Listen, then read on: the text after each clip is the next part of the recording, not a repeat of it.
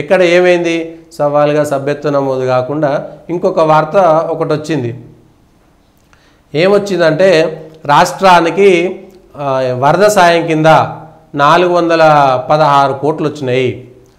416 కోట్లు వస్తే ఇవాళ దీనిపైన వ్యతిరేక వార్తలు వచ్చినాయి. భారతీయ జనతా పార్టీకి సంబంధించినటువంటి నాయకులు ఇవాళ 8 మంది ఎంపీలను గెలిపిస్తే మాకు వచ్చింది 416 కోట్లైనా 10,000 కోట్ల రూపాయల నష్టం జరిగిందని రాష్ట్ర ప్రభుత్వం అంచనా వేస్తే దీనిపైన ఎవరు వివరణ ఇవ్వాలి? 416 కోట్లు ఎందుకు వచ్చినాయి? అవి సాధారణంగా మధ్యలో వచ్చినాయా? SDRF నిధులా, NDRF నిధులా? దీని తర్వాత శాఖల వారిగా ఏమైనా ప్రత్యేకంగా ఇస్తారా? ఈ 416 కోట్లు అడ్వాన్సా లేకపోతే ఇదే మొత్తమా? ఆంధ్రాకు మాత్రం 1000 కోట్లు ఎందుకు ఇచ్చారు? అక్కడ అంత నష్టం జరిగిందా? విజయవాడకు ఆంధ్రాకు జరిగిన నష్టం కంటే ఖమ్మం మహబూబాద్ జిల్లాల్లో ఎక్కువ నష్టం జరగలేదా? ఈ విషయం పైన ఎవరు క్లారిటీ ఇవ్వాలి? ఇవాళ 8 మంది పేపర్లలో ఇవే రాస్తున్నారు. ఆత్మరక్షణలో బీజేపీ ఎంపీలు, అసెంబ్లీలో పార్లమెంట్లో నిలదీసే ఛాన్సు, రాష్ట్రాలపై వివక్షని ఇప్పటికే నిందలు, డిఫెన్స్లో కాషాయ పార్టీ. ఇది నేను చెప్పలే సారు, మళ్ళా నేనే అనుకుంటాను. మళ్ళా ఇదో తలకాయ నొప్పి అయిపోయింది. ఈ వార్తలు వచ్చినాయి కదా. మరి దీనిపైన 416 కోట్లు వస్తే వెంటనే 8 మంది ఎంపీలు ఉన్నారు, ఎమ్మెల్యేలు ఉన్నారు, అందరు కలిసి అందరి దగ్గర పోయి, ప్రజల దగ్గర పోయి, మీడియా దగ్గర పోయి ఈ 416 కోట్లు పలానా దగ్గర నుంచి వచ్చినాయి. ఈ 416 కోట్లలో అన్ని రాష్ట్రాల్లో కూడా అంతే వచ్చినాయి. ఒక్క ఆంధ్రాకు 1000 కోట్లు వచ్చినాయి, నష్టం ఎక్కువ జరిగింది కాబట్టి 1000 కోట్లు వచ్చినాయని చెప్పుకోవచ్చు. ఏమైంది?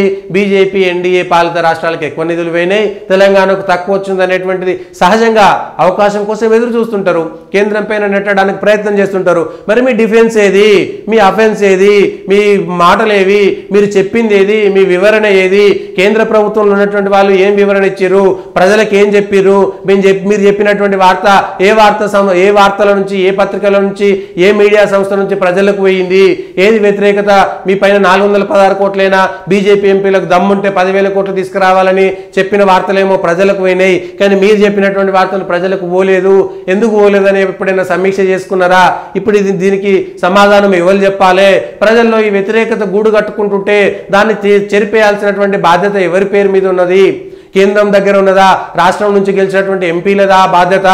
చేతులు దులుపుకున్నాం అయిపోయిందా? ఎన్నికల వరకు ఓడబట్టించుకుంటులే అనుకుంటారా? ఈ విషయాలపైన ఇవి వార్తలు, పేపర్లలో వచ్చినటువంటి వార్తలు, ఎవరో రాసినటువంటి వార్తలు. ఎందుకు వచ్చినాయి ఈ వార్త? ఎందుకు జరుగుతుంది ఈ చర్చ? ఏమైతుంది?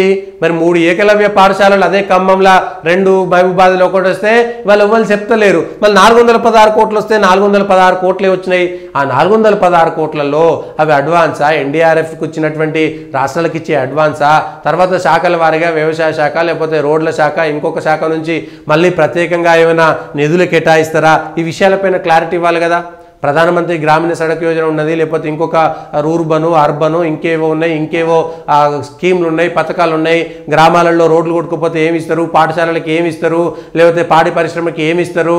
ఇవన్నిటినీ ఇవి 416 కోట్లు ఏ విధంగా రాష్ట్ర ప్రభుత్వం వాడుకోవాలి, ఎట్లు ఇవ్వాలి, చనిపోయిన వాళ్ళకి ఏమి ఇచ్చిరు, ఒక పూర్తి వివరాలు ఎందుకు ఇవ్వలేకపోయింది? ఇంతమంది ఎంపీలు ఇచ్చి ఎందుకు మీడియాలో రాలట్లేదు? అది ఎందుకు దీనిపైన వివరణ ఇవ్వట్లేదు? మరి నెగిటివ్ వార్తలు పోతుంటే రాష్ట్రాల్లో ఉన్నటువంటి వాళ్ళపైన ఈ బాధ్యత ఎవరిపైన ఉన్నది?